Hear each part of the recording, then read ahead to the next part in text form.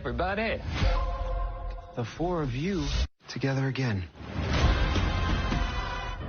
I'm tightening the leash.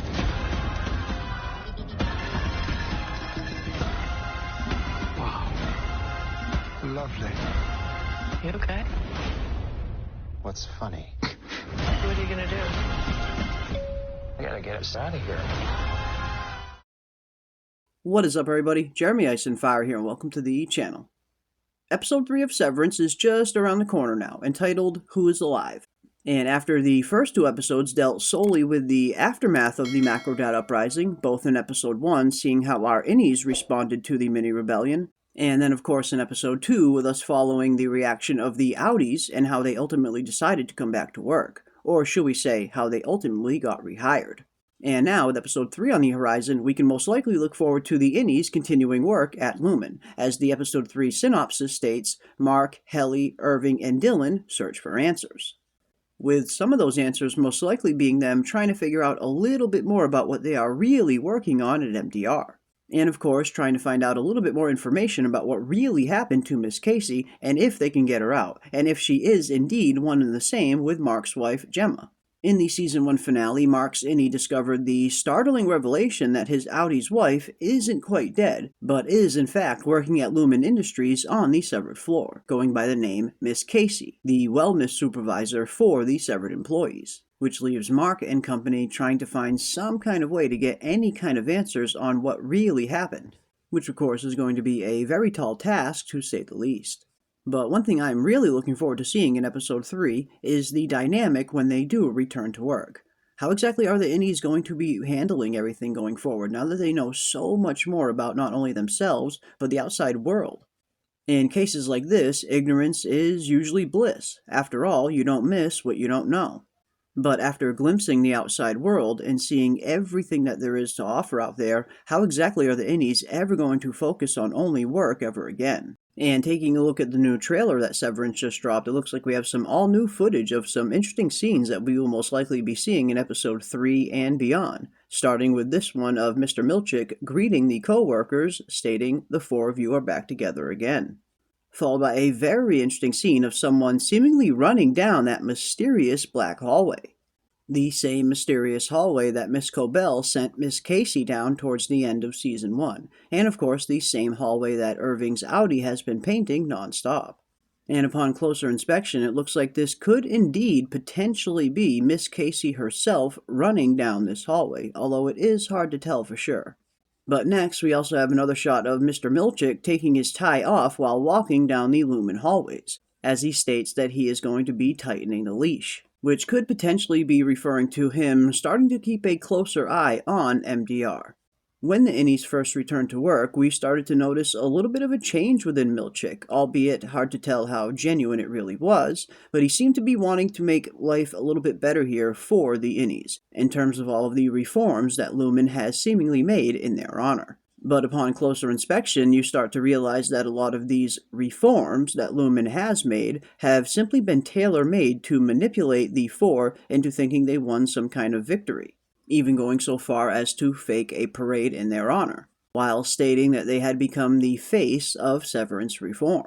But it looks like all of that could potentially be changing very fast, with the episode 3 synopsis stating that Mark and his team are going to be looking for answers. Maybe potentially they come across something that Milchick doesn't want them to see. Maybe they come a little too close to finding answers about Gemma or about something else at Lumon, and Milchick has to tighten the leash in order to keep them from finding out anything more. But next, another new scene that caught my eye in the trailer was the scene of Mark waking up on the same table that Helly woke up on in episode 1, only this time it looked a little bit different.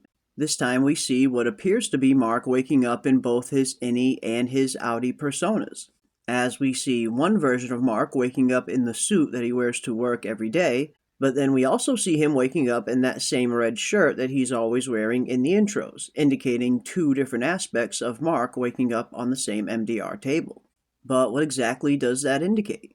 And could it even potentially be a sign of Mark reintegrating? After all, we did see Petey have very similar visions in Season 1 during his reintegration process as well. And a certain visual from the intro sequence in Season 2 has me wondering if it is indeed a foreshadowing for Mark reintegrating at some point. As towards the end of the intro, we see this visual here of what appears to be one version of Mark clawing his way to the surface and freeing himself from the other. And since we are seeing Mark in the same red shirt that usually indicates he is in his outie form, it almost seems like the innie version of Mark is breaking his way to the surface.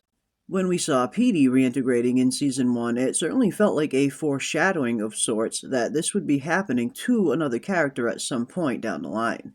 Writers will often throw in a failed attempt at a monumental task early in the series, knowing that a much more prominent character will be trying that exact same feat later on, which of course gives the entire event much more gravitas because we, as the audience, already have context for just how dangerous it is. We also get this very interesting shot of Mark watching Helly as she seemingly swaps back and forth in between two different versions of herself, but it doesn't seem like either one of these versions is her actual outie. It looks like both of these versions are Helly R. Could this be an indication that something is potentially happening to Helly? Or could it be an example that something is happening to Mark himself? And speaking of Mark, we also get this scene as well of what appears to be him being thrown up against the wall by one of Egan's board members. And lastly, a shot of Miss Cobell inside a mysterious home, which could potentially even be the perpetuity wing inside Lumon of the replica of the Egan home. So if nothing else, it should be interesting to see which one of these scenes we are going to see in Episode 3. Which brings me to the title of Episode 3, Who is Alive, and what it really means. Up until this point, we've been led to believe that the innies have really no say in their life, and the outies have all the control. But now we're starting to see that that might not exactly be the case. Yes, the outies might be making the majority of the decisions in this dynamic, but it seems like some of them are trapped in ways that the innies aren't. After all, when we take a look at each one of our characters at MDR, an argument can certainly be made that the innies are living a much more fulfilling life than the outies. Starting, of course, with Mark S. himself. Ever since the beginning of the series, one thing has been clear. Mark has been in a state of depression and has been grieving the death of his wife for a very long time, with the pain becoming so unbearable that he eventually chooses to undergo the Severance program in an effort to simply forget about the pain of his wife just for a few hours every day. A tortured existence, to say the least. Innie Mark, on the other hand, seems to be the polar opposite. He does seem to derive a little bit of joy from his life and from his work. He does have co-workers and friends that care for him and that he cares for as well, and may even be finding love himself. So overall, just looking at the surface, it certainly seems like Innie Mark is living a far more fulfilling life than his outie, begging the question, who is really alive? Which is not too dissimilar from Helly and Helena. In Episode 2, Helena had a startling revelation when watching some of the security footage at Lumon's severed floor, as she witnesses a kiss with her innie Helly R and Mark, which certainly seems to give her a mixed bag of emotions for a response, to say the least. But I think ultimately here she is feeling a little bit of envy and jealousy. Helena grew up with anything and most likely everything she ever wanted, but I imagine she also grew up very sheltered as well, and very closed off from the rest of the world. And here she sees Helly, her innie that she describes as someone who is not even a person, having a freer life than she will ever have, and even having affections, while Helena is, in a sense, trapped in a role she can't get out of by her father. And then of course we have Dylan G.